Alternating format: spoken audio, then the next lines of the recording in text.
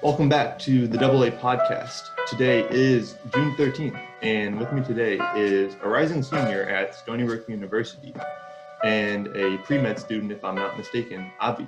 Avi, if you want to go into detail about yourself a bit more. All right, hey Adit. Yeah, thanks for introducing me. As you said, I'm a senior at Stony Brook University, studying psychology, and I'm excited to be here. Awesome. Thanks for coming on to the podcast. Really appreciate you taking the time. So something that I think is really interesting is that you are a big music guy in terms of the instruments that you've done in the past. So you've done drums and other percussion instruments, if I'm not mistaken, right? Yep. So when did you start doing that initially? Was it something that you started really young or something that you picked up in like middle school or high school? So my first experience, actually, I think it was in sixth grade, honestly, with playing percussion. This was back in Texas before I moved to the East Coast. We had like auditions for all the instruments, right? And I remember going like to every single one. It was like there was French horn, there was trumpet, trombone, like all of those, the trombone section. I remember all of the teachers saying that like my mouth was like the wrong shape for like a brass instrument. So it was just kind of like, uh, I guess you could call it disheartening because I went across pretty much all the sections. All of them turned me down. And then the last one left was the drum section, like percussion. And then he was the one professor, I guess you could say, that was like, all right, you guys should like move forward with this because he has like some like natural ability. So I was like, okay, it's, at least one person believes in me. So that's So it what was like literally the shape of your mouth that had the teacher say like you're not cut out for the section I for just like the couldn't woodwind? form like the correct shape. I think it's called like an aperture. I'm not really sure, but yeah, it's just it was really cringy because I like sat down for like 5 minutes at each of like this stations, I guess you could call it, and they had you play like a few notes, try to like sight read music off like a sheet of paper, but I just couldn't do it. I remember being like a total failure at it. But But then yeah. you picked up drums and got really good at it to the point where you started competing in these competitions. So maybe you could go into detail about how you, or like what kind of came across your mind when you started competing in these competitions and how that was kind of different from like your initial exposure. Yeah, so with that being said, like when I moved to New York, I found that the music program here was like a lot more, structured, and the conductor was really good because he knew like how to train each specific like section of the band. He wasn't just like a one trick pony, I guess you could say. And there's this thing called NISMA, which is like it's a yearly competition in which you prepare like a solo perform in front of judges and you perform it. Um, you get a score, and then if it's a high enough score, you'll get recommended for the next level. So I did that pretty much all my middle school years and all my high school years, if I remember correctly. But high school was especially important because my last 2 years I made it to all state, which means you get to play before like like the statewide committee or whatever. So I guess it's like kind of a big deal, but it wasn't just percussion. Like in middle school, I played snare drum. That's pretty much the only instrument that I played in percussion. But when I moved to high school, I started taking like drum set lessons, and it turns out like NISMA was specific for drum set too, as well as percussion, so I could play drum set as well. And that's just kind of what I do now. Like drum set's my main focus. I think I've moved away from snare drum and other percussion instruments, to be honest. So is this like NISMA competition? Is it something that's pretty standard, at least during your time in middle school and high school? Is it like a standard thing that a lot of the music students competed in, or was it something that was more so reserved for like the cream of the crop in terms of like your band, if that makes sense? I don't think in middle school it's like really anything, to be proud of. Well, it's something to be proud of, but not like super special because like a lot of people get like, recommended for it, and you can Mhm. perform regardless of what like skill level you are. But the all state is kind of more like the cream of the crop, as like you were saying earlier, because all state is, you need like, I'm pretty sure like a 95 or like higher on like the highest level of like NISMA, and then the teacher gives you a recommendation, and there's like a formal audition process and like everything for performing. So yeah, but NISMA itself is not like Yeah. So they score out of 100 when they're like ranking you. So like what kind of details go into like a judge's score in terms of like, at least for drums? Because like me personally, when I think of music, I just more so think of, does it sound good? I don't really think or don't even really know all the specifics that go into it, like in terms of the tempo that you're playing at and whether or not you go off key at a certain point. So maybe if you'd like to go into that a bit more. So I'm actually kind of hazy on the whole scoring process, but I remember that there's like some general sections, like you play your solo, you get ranked on just the solo itself. Then they'll have you do something called sight reading, which is like they give you a piece of music you've never seen before, and they see how well you can like kind of like adapt to it and play it. That's probably the hardest like section in like my opinion, because it's just something you don't know. So, but there's specific sections for like the balance of your like dynamics, which is like how like loud you play or like how soft you play at like certain times. Um, I also think there's a section for maintaining like rhythm or tempo throughout the piece when it comes to drums, because like in the time signature you'll like see certain sections where it says speed up or slow down. They'll also like mark you for that if you decide to pay attention to it. But yeah, that's pretty much all the ones that I remember. But I guess it is kind of specific when you look at it. It's not just like you're banging on a bunch of like drums and seeing like what like they think about it. Yeah. Certain things you have to pay attention to. Yeah. So were these competitions, at least, so NISBO, that was conducted on like a county-wide level, or was it a bit of a larger scope than that? Honestly, I think it's like a statewide thing, because there was one school like where we had it, or at least like a citywide thing. There was like one middle school where like everyone went to perform, and it was So like it's just like one venue for the entire state of New York? not not not the entire state, probably the entire city or the entire county, as you were saying. Okay. Again, I don't remember a lot about it, but I'm pretty sure it was like the middle school we went to. It was a pretty large school. There was at least like 1,000 kids there. But yeah, everyone's like waiting for the performance. It's like a 3-hour time block in which all of them take place. Yeah. Okay. So I waited there. You can either wait there to get your score right after you perform, which takes like an hour from the score, everything, or you just get it like the next day.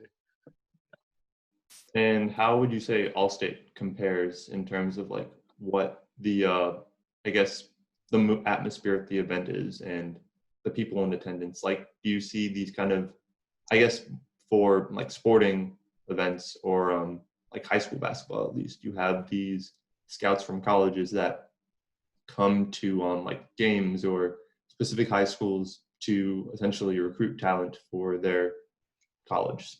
So is there like, have you seen something similar to that at Allstate, or is that level not like high enough to garner, I guess, like a music scout's interest? I've never seen like recruiters come and like evaluate performance, but it's more like you get to score for this like the standard track of NISMA.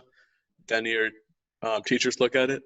They either say, "Oh, he did really well. Let's recommend it for Allstate," or they say, "No, try again like next year or something."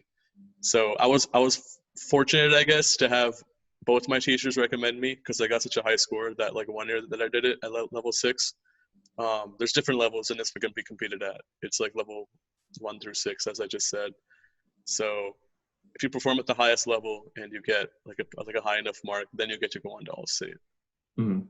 So how early does NISMA and Allstate, how early in terms of age does it start? Because like I'm wondering if they have this kind of program for just like music prodigies at such a young age that they're able to compete at like that kind of level early on in their lives. I think middle school is the earliest you can do it. Okay. Yeah, So nothing at like you have least. 6-year-olds like going away on the piano or something like that. I'm not 100% sure, but I'm pretty sure elementary school kids can't do Allstate. Yeah. Okay. But definitely middle schoolers. I know several middle schoolers who've competed at Alston in like seventh, eighth grade, just like prodigies, as you were saying. So, yeah. So, you know, So what led you to like start um working, not working, to explore music a bit more? Like, was there something that, was it either your parents that might have pushed you into it, or was it something that you kind of realized you wanted to pick up yourself? well, I always thought drums were like super cool to play in like the first place, and that was kind of like the thing I paid attention to most in like all the songs I was listening to. So when I learned drums, my drum teacher Paul, this was starting in ninth grade of like high school, and I took formal drum lessons with him. But the way I guess you learn these days is you learn jazz. It's not really like, oh, you can just drum to whatever you want. It's like they'll teach you the rudiments to a specific style of music, and then you kind of like adapt your playing as you keep progressing and moving forward. But jazz is like kind of like the modern like track for learning drums.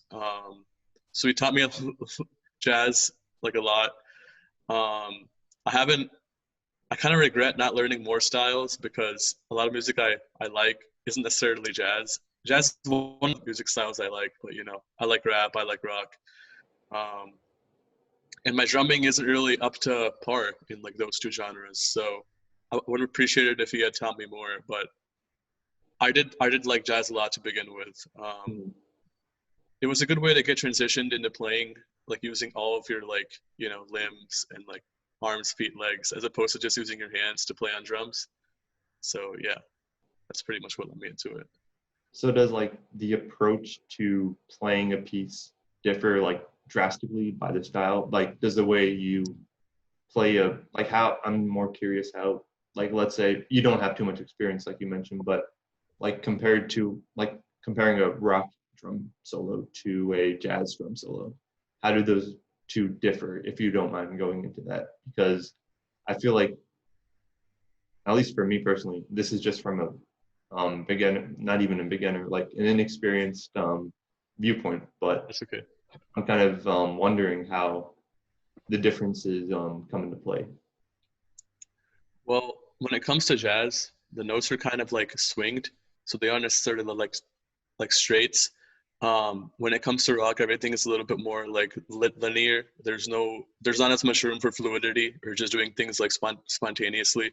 Jazz, it's more like free flowing. You take a certain pattern, but you can manipulate it to make it your own, really.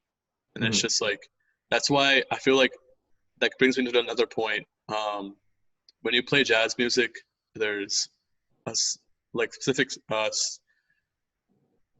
section dedicated just for like soloists. So you'll have like 16 bars where there will be other instrumentalists like playing their instruments, and then you might have like a drum break for like a couple bars. But with rock, I feel like it's just a chorus, and then you have like the verse and then the chorus. But like jazz is like you get what I'm trying to say. It's not really the easiest to explain, but yeah. I kind of understand what you're saying, and I feel like I'm I don't understand all of it, but I think that, like, with more experience and exposure to like music, I'm sure my understanding of it would be better as well. But Yeah. essentially, it's like jazz is a bit more fluid in terms of how um you structure the music more, but with rock, it's a bit more structured. Yes, correct. That's crazy. To all you musicians out there, I don't understand how you do it. So, and I guess this kind of leads into my other point a bit. So in terms of like how music has kind of shaped the way you approach life, like how has music shaped who you are essentially? Because I'm sure that this kind of knowledge doesn't come easy. It surely requires practice and repetition and diligence. It's a deep question. Um, well, honestly, I find that most music I listen to, I am not put onto by my friends. I'll just hear it when it's like on like the radio, or like when I'm like even like shopping, I'll hear some song that I like, and then I'll like pull out Shazam and like see what it is. But yeah, everything is very spontaneous for me when it comes to music. Like I'll have a certain music taste like for 2 weeks, and then it'll just completely change like the next day. You know what I mean? So I'm just I like all kinds of music. I haven't really. There are some music styles that I definitely don't like, but I try to keep myself open to hearing new music like all the time, as often as possible, at least. So it's kind of made you more appreciative of like all the different genres and varieties there are in Yeah, the music realm. definitely, for sure. Is there like a favorite genre that you have, or does it change too often for you to have? It changes very often, but I can tell you that right now I'm in a hip hop phase. So, yeah. Are there any specific artists that you've been listening to? I like Kendrick Lamar like a lot. Hmm. I also like Nav, even though a lot of people don't like him. Um, I've been listening to The Weeknd a lot, especially his like features on other like hip hop artist songs. Those are probably the main three. Yeah. Nice. So in terms of like just kind of trying to transition to a bit, like you mentioned that you moved to New York around like middle school or so, if I'm not mistaken. So I'm kind of wondering how like participating in like the school band or like whatever the system was in terms of like the music department at your school, like how did that kind of aid with that transition? Because like at least for me personally, I moved schools around the start of or the middle of seventh grade, and that definitely wasn't an easy process. So like how did music for you shape that transition process? Well, with moving to a new place, and this wasn't the first time that I had moved. I had moved a lot of times when I was little. Um, I used to live in Stamford, Connecticut, Okay. and now I'm back in Connecticut. So it's kind of hilarious because I moved back from New York. But music, I guess, kind of helped ease in the transition because, anyways, I was experiencing what I liked with music at the same time that I moved. So I guess it was one thing that I could kind of like hold on to, even though I moved, if that makes sense. And I just focused on like bettering and like myself and like percussion and like everything. So it helped ease the transition for sure. I did meet some friends in like the school band. I had one that stuck with me throughout all of like high school as well. He was in all my percussion performances and all the stuff like that. So it was pretty nice to have that. But yeah, music's been there since like the sixth grade, to be honest. And I found that kind of ironic saying that now because with like quarantine and everything, like I haven't played drums in a really long time. And I do have a drum set at home, so I guess I just kind of like lost interest. But throughout middle school and high school, definitely, like I had like a burning like passion for doing all of these things. Yeah. That's awesome, honestly. Like just having something that you can always fall back on, like that consistency of just Mhm. being there that you kind of alluded to. I feel like that's really important and useful for anyone who's like in the process of some kind of significant transition in their life, whether it be like moving cities, moving countries, even. Um, but yeah, that's awesome to hear. So was there like, so you mentioned that you've moved a couple times. Why don't you just like document for the viewers, like what all cities you've become a connoisseur in? All right, this is gonna be pretty loaded, so bear with me. But I was born in New Delhi in India, and I moved to Germany because of my mom's job. I moved to Stanford. I moved to Maryland. um, I moved to Singapore at like one Okay. point. Yeah, and then I think after that it was Texas, and we didn't move in Texas itself. We stayed in one county, but in New York, I moved to after Texas. I went to Bethlehem for my first half of sixth grade. Not my first half, sorry. My second half, I'm pretty sure. But then I moved to Guilderland, and that's when I just stayed there. And now I'm in Fairfield, Connecticut. So definitely all over the place. Yeah. I moved to Connecticut only recently. It was December 2018. Okay. So like Yeah. what, just over a year or so? Yep. So like initially I'm not sure how much like you'd remember from like your time in Germany and New Delhi, but what was that experience like in terms of just the different countries? I honestly don't remember too much from that time, but I remember there used to be that one show that came on. My mom was working, so she wasn't usually home. But when she did come home, we'd just watch it. It was the only show that we got in Germany because we didn't have cable. Um, and I memorized all of the words actually in that one like episode because there was only one episode for like yeah. So it So was there was just only one episode of one TV show that you would just correct, watch. correct, and we just keep watching it like every single day. It sounds really stupid, right? But Was that it a was the good one thing. episode at least? I don't remember what the episode was about now, dude, but it was pretty fun, I guess you could say. Yeah. So in terms of like you mentioned that you moved to Singapore at one point, and and that's probably a bit more recent. So maybe you could go into detail about that. But what was that I'm not experience sure it's like? any more recent, but I remember the food always being really good there. Like I just seafood especially. Like I really like seafood, so Mhm. yeah, I guess that's what stuck with me from there. But not really anything else, unfortunately. So was like were a majority of the moves like work related, or was it just like your family trying to figure out the right place to settle down? It was all work related for the most part. There Okay. wasn't yeah, I don't think anything else. Unfortunately, again, yeah, it like kind of sucks to be moving so many places when you're growing up, but you just gotta deal with it sometimes. Mhm. Yeah. So what was like, you mentioned that music was something that kind of helped you go through the moving process, but was there anything else that you kind of found was helpful during each move? Well, not necessarily like the moving process itself, but I guess um, when I moved to New York, I started playing tennis, and that's another thing that kind of like grounded me, just like music had done for my middle school transition. So tennis, I started off playing with my dad, and I decided to take some private lessons, to make myself better.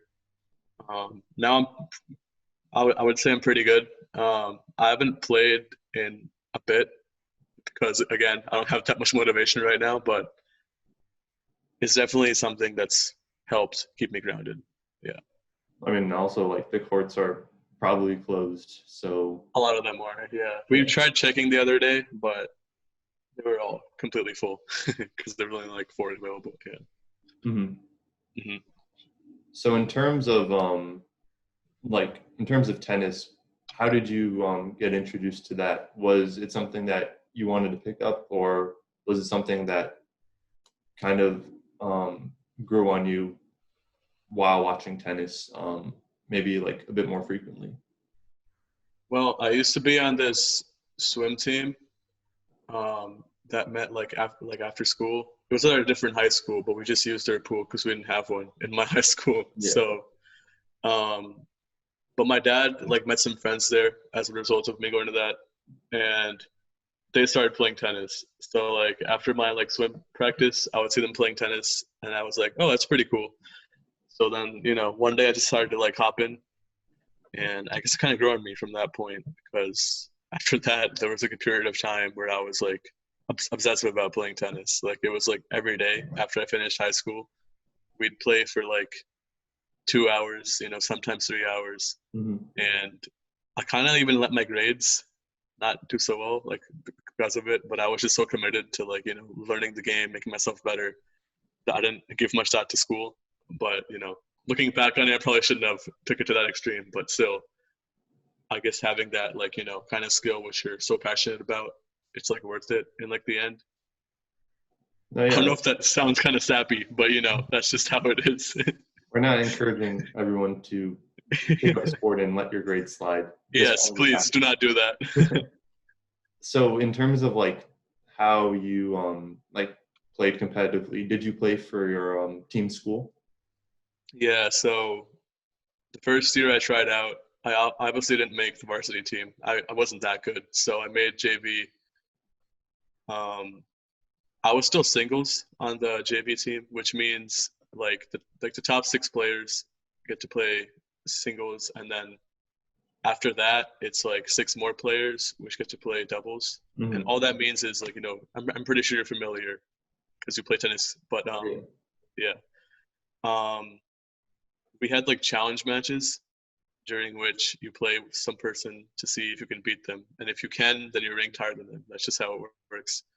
Um, my second year of high school, I believe, was no, actually, it was my third year that I made varsity for the first time, and then I kept going. And then my senior year, because we lost all of our seniors between the junior and senior year of my class year, and we had been on a 3 like um, win streak for our like sectional championships, Mhm. which unfortunately came to an end after our seniors left because a lot of them were college recruits. So it made sense that we had kept winning so many championships. But Yeah. yeah, after it became replaced with people like me, and I had one good friend named Adam.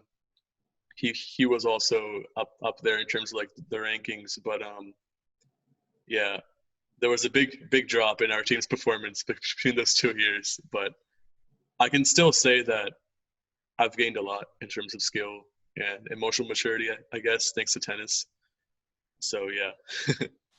So, in terms of like having those, I guess like upperclassmen as on the varsity team to kind of like be good role models in terms of like showing up to each match to play to win and essentially leading by example. How did that shape the way you approach the team sport? Or it's not necessarily, it can be a team sport, I guess, for doubles, but like how that approach the way you took on the challenge of like being on the varsity team. Well, the way our coach kind of like advertised like the whole tennis team was as like a team sport, to be honest. Um, our team spirits were always really high at like every match. Like it was people cheering for you. People would ask you to cheer for them. You know what I mean? So it was like we all kept each other's morales pretty high. I feel like that's the reason we actually won some of our tighter matches, in which we were initially losing, but we kind of like bounced back to come back and win. Um, Mhm. yeah, I agree with you that kind of hard to make singles a team sport, especially. But I guess having that motivation from the rest of the team just like kind of helps you like push through in the end. I'm not really sure if I'm answering the question, but the upperclassmen, I would like to say they were good leaders for people who weren't really familiar to the varsity team. My first year in varsity, like I was honestly just happy to be there. I didn't really care what rank I was or like anything, but it was kind of intimidating because I saw a bunch of people that were like way like better than me at tennis, and I was like, okay, I gotta get myself better. So I guess it Mhm. kind of encouraged me to again back to like the whole motivation thing, team spirit. So yeah. Yeah, I think like that kind of culture where like people are fired up to get better because they want to reach a skill level that someone they like either want to beat or like look up to is at. I think that's really valuable in terms of creating a really competitive and successful community in terms of a tennis team. Definitely. So that's great to hear. Is there like a specific like story that kind of stands out to you in terms of either like that support from your team helping you win a match or like a moment you had with an upperclassman that kind of changed your experience? Yeah. So my first year in varsity, I was first doubles with one of my other friends, Bokun. Um, and at our sectional championships, we got absolutely crushed. So we got beat like 6-1, 6-love. Mm-hmm. And then I think we're one of the first matches done, to be honest. So we just went out to support the other members of the team. But at one point, I realized we were down. Like we were down in like our team score. And it was all resting on like the shoulders of 2 more singles players on our team. So we just went like animalistic for like both of them. Yeah, because we wanted them to win so bad. And then we just like clinched it in like the end. And that was probably like the best experience like that I've personally had in like any high school team sport. No, yeah, I think like there's this misconception around, at least on the high school level, that tennis is just like a gentleman's sport where no one says anything. But I feel like at least with the team, like people No. can be pretty vocal with like showing their support. Yeah, people say a lot. If you're not playing well, you will tend to, say a lot more than you probably should. But yeah, it is. It's not a gentleman's sport by any means. I don't really think it is. At least not when it comes to like high school. Yeah. Is there like a part of you that really wanted to play in college on that competitive level, or was that never really a priority for you when you were playing tennis? It wasn't exactly a priority. It was more like, oh, it would be kind of nice if I could play in college, right? Mm. But I just wasn't there in terms of fitness or like skill. So maybe actually in terms of skill, but my fitness was just not like there. So, you know, it was like kind of tough, but there's people who train day in, day out just to get into a college team, they spend so many hours on and off the court. I just didn't have that kind of like, crazy commitment. I still had my grade slip, but it wasn't enough to kind of like push me to that, next gen level in like Yeah. the end. Yeah. I don't really regret not being a part of a college team though, because I've realized that like most collegiate tennis teams, they take up a huge part of your like day.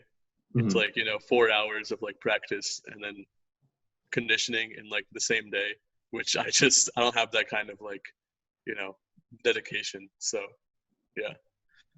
No, absolutely. You made a really good point there. Like, my first semester, I had a gen ed class with this one sophomore on the soccer team, and he essentially like outlined one day what his schedule was like on a game day, and like the amount of time that they had to come in before the game actually started, and all the stuff they had to do before then, in terms of like getting iced and kept up by the trainers, warming up on the field before the match, and everything else was just kind of crazy to the point where it's kind of crazy to expect these students to, or at least like, I'm not sure if the NCAA like expects them to say, but it's still crazy that they're able to dedicate any time at all to like being students on top of athletes at a university level.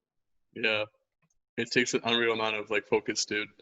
I know some people that are like studying biology and they're on like a college team. So I'm like, how do you do Yeah. that? Like, how do you do any like STEM major? But no, like offense to whoever's on a STEM major, but like, yeah, I'm just At least saying at like Stony Brook, I feel there's like a STEM lot is of it. very, Yeah.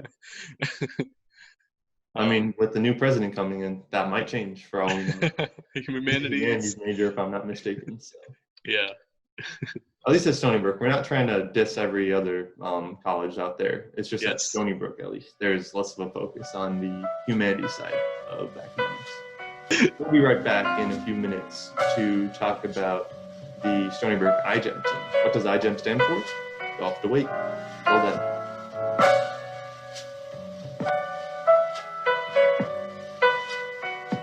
Welcome back to the AA podcast. And right now we're going to talk about the International Genetically Engineered Machine Competition, or iGEM for short. And if I messed up the acronym, I apologize to Avi, who is a member of that Stony Brook team, and everyone else that's on the team as well.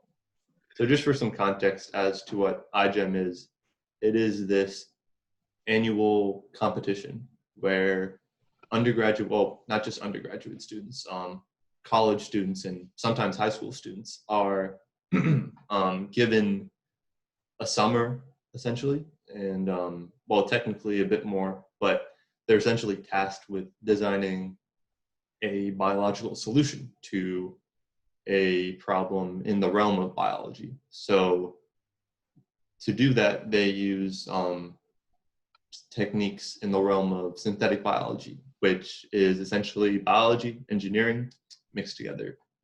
I don't know why it's not called bioengineering, even though there's already a word for that technically, but it's like essentially combining a bunch of disciplines to develop a solution to a problem. So this year, and sorry if it wasn't made clear, but Avi and I are both on the 2020 team this year. So this year Hey, we are we have chosen to approach the problem of farmers being afraid of genetically modified crops. And I'll try to use this in as layman terms as possible. But essentially, for farmers who are essentially worried about, like, let's say, a genetically modified crop affecting their other crops through them growing out of control. We're designing a solution that essentially causes those plants to stop growing, or not stop growing, but stop growing in a certain direction once exposed to light. And the way we're doing that is by triggering cell death, the fancy word being apoptosis in plants. So I guess, Avi, you're a psychology major, so you, what was this, joining this research group, how has it been like in terms of, and you said you're on the pre-med track, so research is definitely important in terms of a pre-med application, but what were your thoughts coming into joining the iGEM team, and how did you end up joining? Well, honestly, I got an email from the psychology advisor, in our department, and she was like, "Oh, there's this thing called iGEM. Everybody should apply." And then I was like, "Okay, sure." And then I realized you didn't need to be from a specific major to apply to the team, which was really helpful because I felt like it was going to be all biology or biochemistry kids, which makes sense, right? But I just felt like it was not an opportunity for me to get some new experience that I hadn't gotten before. That's the main reason. So in terms of research experience, what was your prior either summers or semesters in terms of getting exposure? Well, last summer I worked in a polymer science lab with Dr. Koga in the College of Engineering Applied Sciences, but that work was starkly different from what we're doing now, because that wasn't really syn bio so much as it was following a protocol, creating samples and then analyzing them, using some instruments that we had in our lab. But with iGEM, especially now since we're online, it's a lot more different. We have to all adjust our project to not meeting the demands of you're not going to be in a lab doing experiments now, so it's more modeling, I guess you could say, which is still fun, right? Because I personally don't really know anything about it, so it's still something new for me to learn. But yeah, I think we're taking it really, really well, as we are currently. Yeah, I think everyone's really taking a lot of initiative to make the transition as smooth as possible, and make sure that the team's being productive over this summer, which I think is really instrumental to having a successful culture and just having fun while you're doing this, because at the end of the day, it's something that you're doing for ideally your own personal enrichment, as well as helping out the team. So as long as people are engaged, I think that kind of meets the goal of the program. And for me personally, the way I joined was pretty much, so I guess some background, kind of going into college, I initially, up until my junior year or so of high school, I really wasn't sure what I wanted to major in, or at least I was more so inclined to do engineering. But I think there was one programming course that I ended up taking, and that kind of flipped a switch in terms of what my interests were. So after then, I was kind of, I wouldn't say 100% set, but I was starting to be more inclined to study computer science in college. But there was still a portion of me that was into biology, but I just wasn't sure if it was not only a viable pathway, but something that I wanted to do, just because the only exposure I'd gotten was really through a high school teacher, bless her, Mrs. Deach, for 2 years in 10th grade and 12th grade. So I saw this flyer for the iGEM team around I want to say November or early December in the library of all places. And it caught my attention because it said biology. And I was like, whoa, might as well look into it. And the more I looked into the team, it seemed like something that was right up my alleyway in terms of kind of introducing me to the research world of biology, because that was something I was very curious about in terms of what is it like, and what is the general research experience like. I guess not just biology, but also how can this be applied to all other realms of research. So like after I applied to the team and like after looking into it a bit more and doing the interview with the TAs that were available at the time, I was like, this seems like it would be a really good fit in terms of giving me a good exposure to like what the research experience is like and what my interests are. Sounds really cool, dude. So you're still doing some like self like searching. You're still finding out what you're like really passionate about when it Yeah, comes to that. Okay.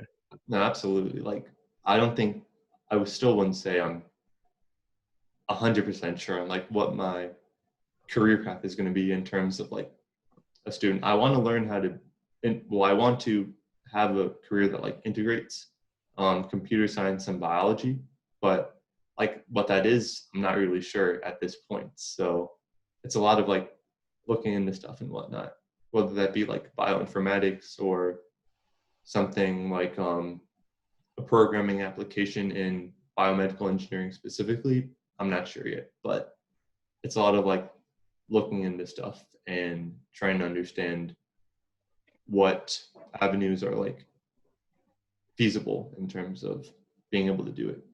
And also, I feel like a good amount of the summer has just been trying to see if I kind of enjoy the research process, which I guess might not be the best representation of it since everything is online as opposed to in person.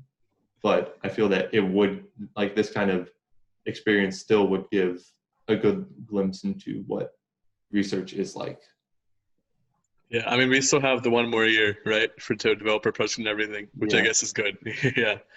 Um, but that's like super cool because I'm sure you're familiar, like, neural networks and like machine learning in general becoming two very, very big fields.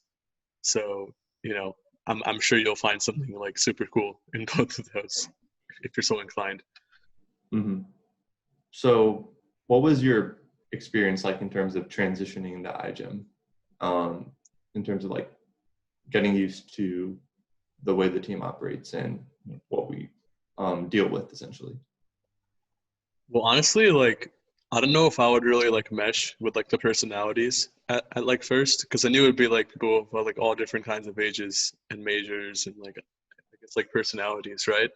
So I didn't know like how I would like feel or how I'd like belong to this team, but I'm like happy to have been proven wrong because like everyone's like for like everyone that I've had a conversation with on like the team, it's been like a pleasant experience, and like I feel that like at like sometimes it's just like a group of friends, like like just like like having like late night talks at like 9 or 10 p.m. And I guess that's like how it's supposed to feel in like the end. If you're truly like enjoying something or like enjoying like working with certain people, that's how It it should shouldn't feel feel. like work. It should just be like something that feels natural at some point. Yeah, exactly.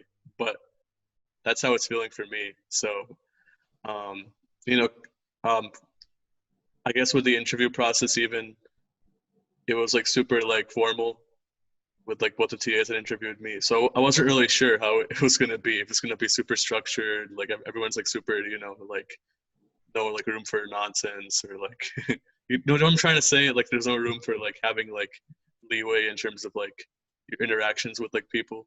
But Yeah. yeah. Yeah, it was definitely really awesome to see that a kind of I wouldn't say casual, but like actually no, I would say casual. A kind of like free flowing structure where things aren't like rigidly set in rules, but more so defined by the team each year. I think that was really cool in terms of being exposed to that kind of environment.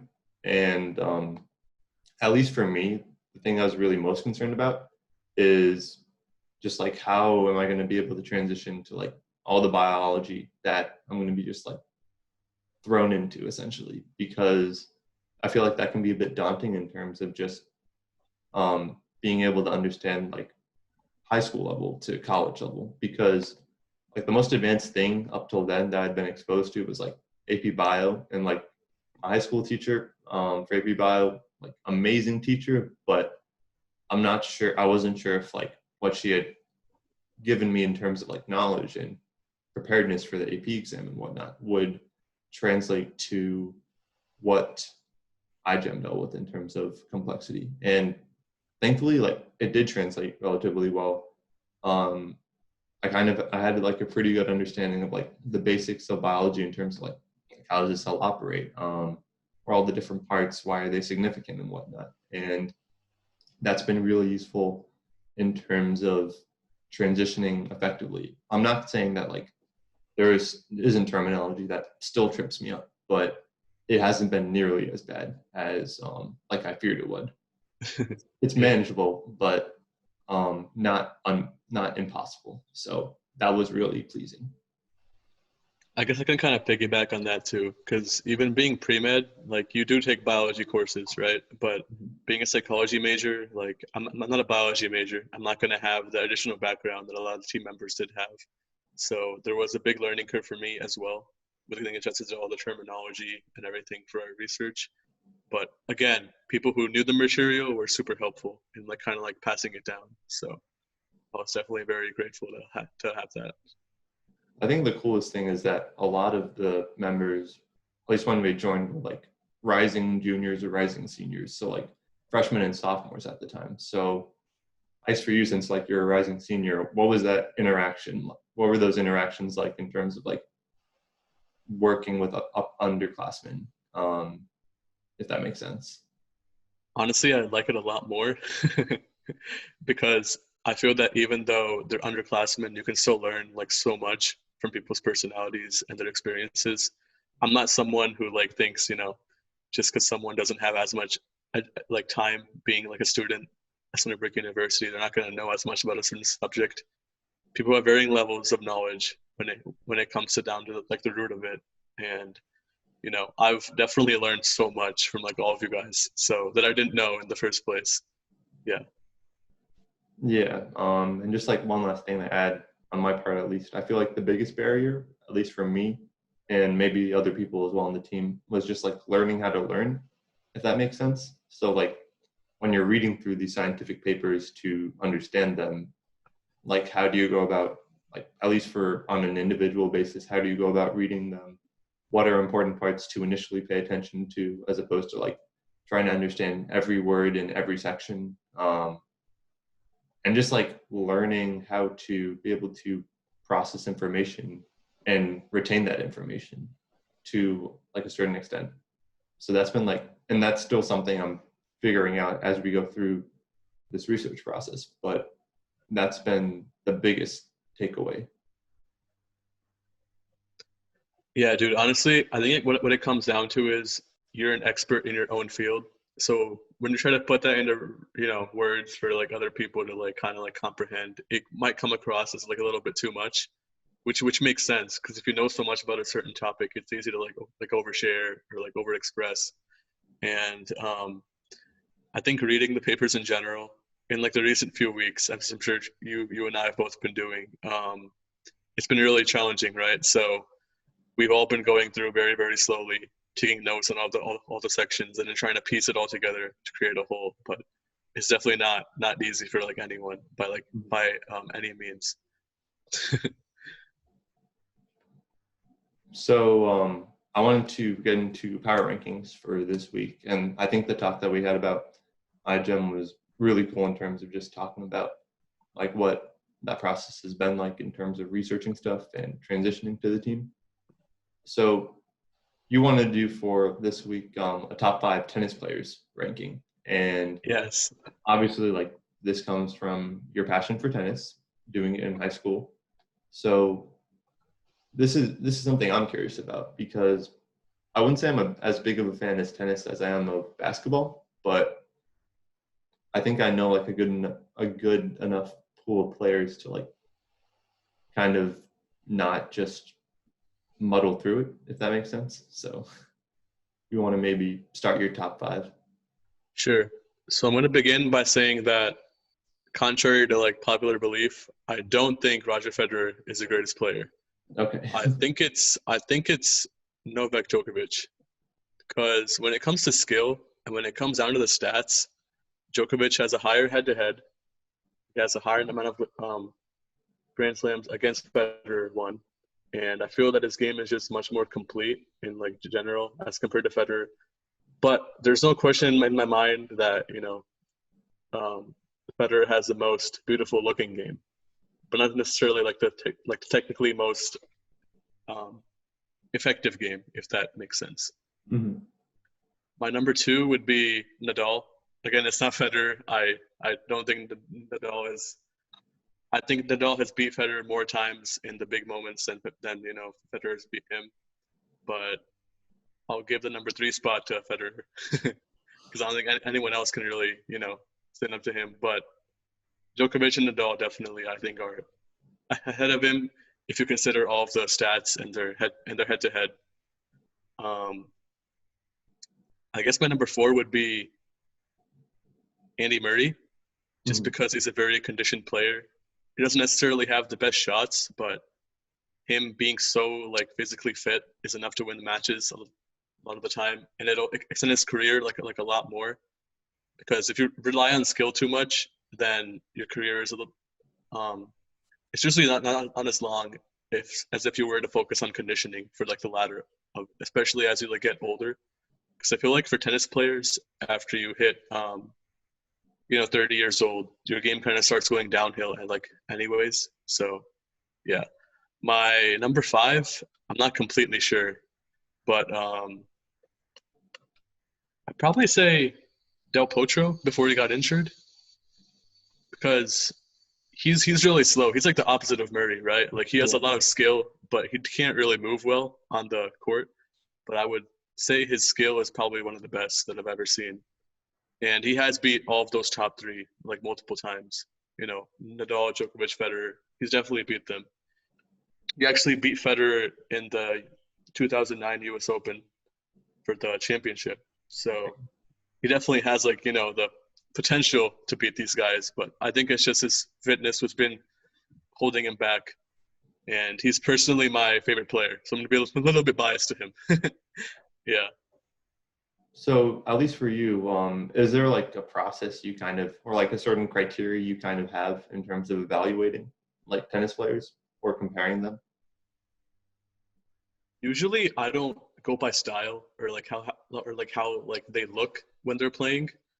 For me, it's all about the stats, what their head-to-head is, what they tend to do in high pressure, because I feel that's what represents them the most as a player. Yeah, they might hit a great shot once in a while that looks so good it becomes shot of the year, whatever. But that in my eyes doesn't mean they're the best player. That just means they were the best player for that 1 second in time. Yeah. They hit that shot. But yeah, that's pretty much what my thought process is on that. Yeah, I think and kind of extending this to basketball, what you mentioned with moments there, I feel like in any sport really, there's this glorification of the moment being perfect for a certain event, and whether that be the shot Michael Jordan made versus the Jazz in 1998, or LeBron's block on the Warriors in 2016. Those kind of moments are what fans kind of live by and remember legends by. And sometimes you might overlook consistency for specific players in statistical excellence, or other factors that should be considered as well, and just use a moment as justification for a player being better than another player. No one's perfect, right? When it comes to basketball, I guess you can remember Malice in the Palace as a popular historical event. But yeah, no one's completely perfect, no matter how good they are as a player. Is that what you're trying to get at? I'm not sure if I. Yeah, kind of. It's I think I was more so getting at just how we as watchers and viewers kind of judge players. But that's also something worth noting, that there's always some level of flaws in a player's career, or some holes you can poke at to argue as to why they aren't as, I guess, good as they're rated per se. All right, that marks the end of the 6th episode of the AA podcast. Avi, thank you for taking the time out of your day to be on this episode. It was a pleasure talking with you and having you on the podcast. No problem, Adit. Thanks for having me. I'm really excited to see where you go with this.